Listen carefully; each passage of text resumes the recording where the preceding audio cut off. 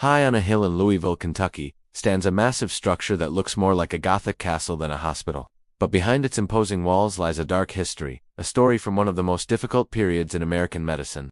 This giant building, constructed in the 1920s, was once the largest and most famous hospital in the entire country.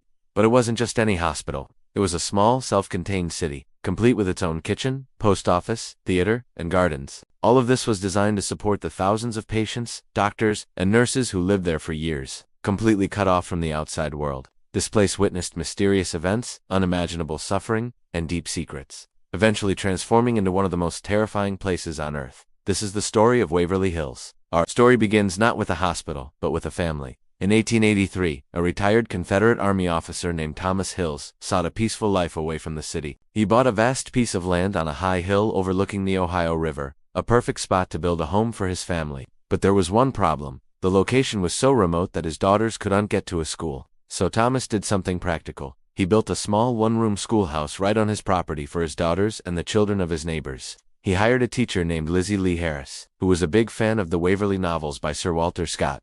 Inspired by her favorite book, she named the little school the Waverly School. Thomas liked the name so much that he decided to call his entire property Waverly Hills, but this quiet, idyllic life was about to be shattered.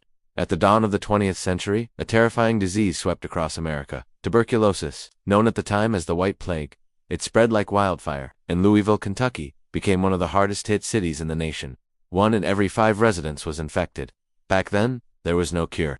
A diagnosis was practically a death sentence or a lifetime of suffering. Doctors knew the only way to slow the spread was to isolate the sick, but there were no dedicated hospitals for them. People were told to stay home, which only made things worse. By 1907, the city was desperate. The Louisville Hospital Board decided to buy Thomas Hills' land to build a sanatorium. In 1910, the Waverly Hills Sanatorium officially opened its doors. It started small, with just 2 wings and 40 beds. The design was simple but intentional, featuring large, open windows and wide balconies. Doctors believed that the best treatment for TB was fresh air and sunlight, thinking it would kill the bacteria in the lungs. But the White Plague was relentless. The small hospital was quickly overwhelmed. They added simple wooden huts and a children's ward, but it still wasn't enough. The disease kept spreading, and the need for a much larger, more modern facility became undeniable. So, in 1926, construction began on a new, state-of-the-art hospital. The result was the massive 5-story building we see today, sprawling over 100,000 square meters. It was designed to hold over 500 patients and was equipped with everything they and the staff could possibly need: a library, a theater, a gym, and a massive kitchen. From the outside, it was a place of hope, a community where patients could try to live a normal life. But inside, the reality was a living nightmare. Doctors, with no real cure, resorted to brutal and often deadly experimental treatments. One common practice was exposure therapy. Patients were wheeled out onto the open-air porches and forced to lie still for hours, exposed to sunlight. This happened year-round, even in the freezing cold of winter. The belief was that the cold air and sun would kill the disease, but for many, it only worsened their condition. Then there were the surgical procedures. One of the most horrific was rib removal. Doctors would surgically remove several of a patient's ribs, believing it would give the lungs more room to expand and heal. This was an incredibly dangerous operation, with at least 1 in every 5 patients dying on the operating table. Another experimental treatment involved inflating the lungs. A small balloon would be inserted into a patient's lung and then inflated, with the theory that it would help the lung expand and take in more oxygen.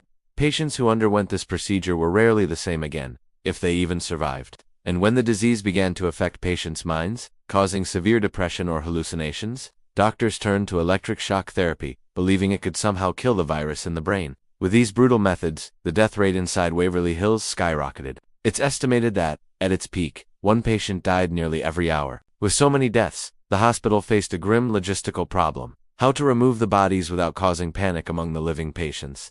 The solution was as dark as the problem itself: the body chute. This was a 150-meter-long tunnel that connected the hospital to the railway tracks at the bottom of the hill. Originally built to transport supplies, it was repurposed into a secret exit for the dead. Staff would place the deceased on a cart inside the tunnel, which would then be lowered down to a small morgue at the end before being transported away by train. It's believed that the bodies of over 10,000 people made their final journey through this bleak, dark tunnel.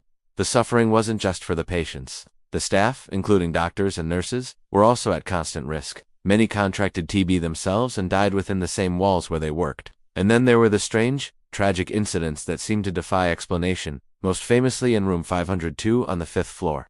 In 1928, a young nurse named Mary Hilber was found dead inside the room, having hanged herself. Rumors swirled about why she did it, but no one ever found any definitive proof.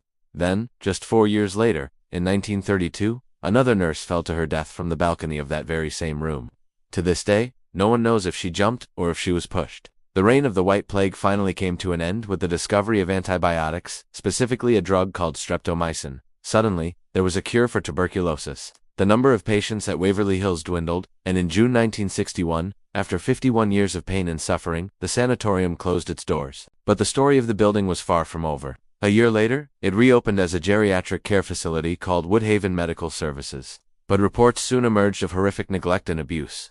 Patients were allegedly locked in their rooms, tied to chairs for hours, and even subjected to electric shocks to keep them calm. In 1982, the state finally shut the facility down for good. The building was abandoned, left to decay. Over the years, several people tried to repurpose it. A businessman wanted to turn it into a prison, but the local community protested. A doctor bought it as an investment, but let it fall into ruin. Another man had a grand vision to build a 47-meter-tall statue of Jesus inside and turn it into a religious center, but he couldn't raise the money. The once grand hospital became a wreck. Thieves stripped it of anything valuable, and it became a notorious hangout spot for thrill seekers. It was then that the ghost stories truly began. People who dared to enter the abandoned building reported hearing strange noises, the sounds of people coughing and suffering, lights turning on and off by themselves. In one tragic incident, a homeless man and his dog fell down an open elevator shaft and died.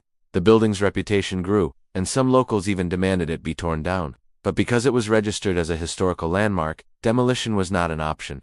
In 2001, a couple named Charlie and Tina Mattingly purchased the property with a plan to restore it. As Tina began to document the building's decay with a video camera, she captured shocking images of a strange flash of light at the end of a corridor, and what looked like the shadows of people moving between rooms. A local news channel picked up the story, and soon, Waverly Hills became famous across America as a haunted landmark. The new owners decided to lean into this newfound fame, and in 2003, they started offering ghost tours. Visitors, paranormal investigators, and TV crews have all flocked to Waverly Hills, and many have left with their own incredible stories. They speak of the ghost of a little boy named Timmy, who is said to play on the 3rd floor.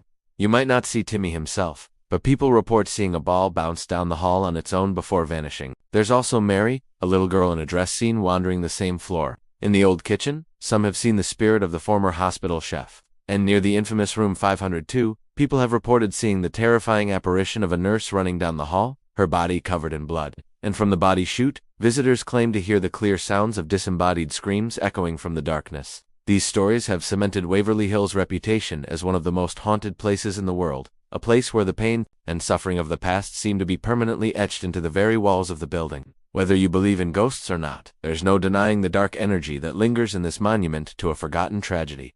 Thanks for watching. If you enjoyed this journey into the dark history of Waverly Hills, don't forget to like this video and subscribe to our channel for more stories from the world's most mysterious places. We'll see you next time.